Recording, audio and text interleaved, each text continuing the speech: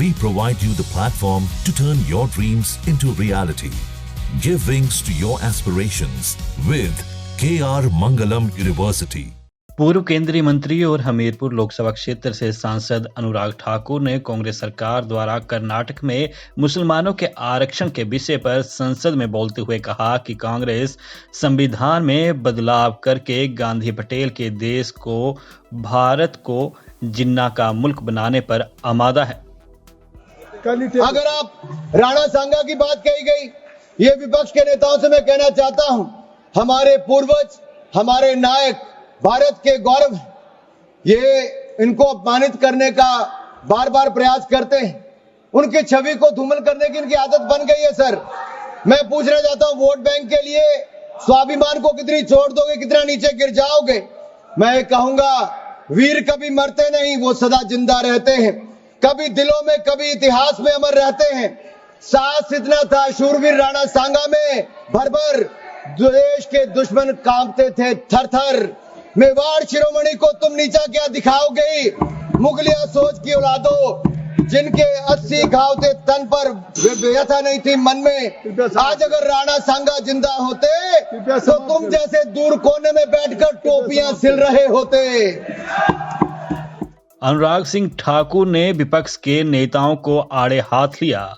उन्होंने ये भी कहा कि भारत में मुगलिया सोच की औलादें अभी भी 17वीं सदी में जी रही हैं।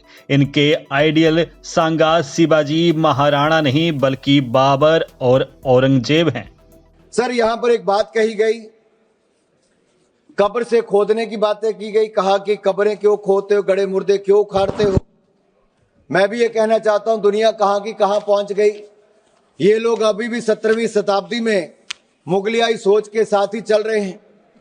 इनके आइडियल तो राणा सांगा, शिवाजी महाराज, महाराणा प्रताप होने चाहिए थे, लेकिन बाबा और औरंगजेब को याद करने में ये लोग लगे हैं। मैं तो इसमें एक बात कहूंगा, जो दरिंदा खा गया अपना पूरा परिवार, फक्र से आज शरियाए दीवानों को मोहब्बत है उसकी कब्र से। और जिसने जाजिया टैक्स लगाने का काम किया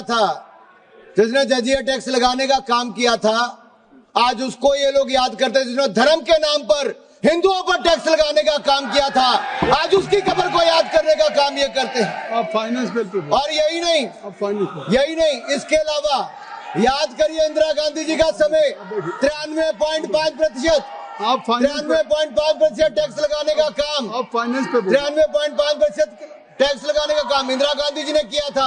आज नरेंद्र मोदी जी की सरकार है जिसने 12 लाख तक जीरो टैक्स किया है, कोई टैक्स नहीं लगाया, टैक्स माफ कर। दैनिक जागरण के लिए चंडीगढ़ से सुनील कुमार की रिपोर्ट।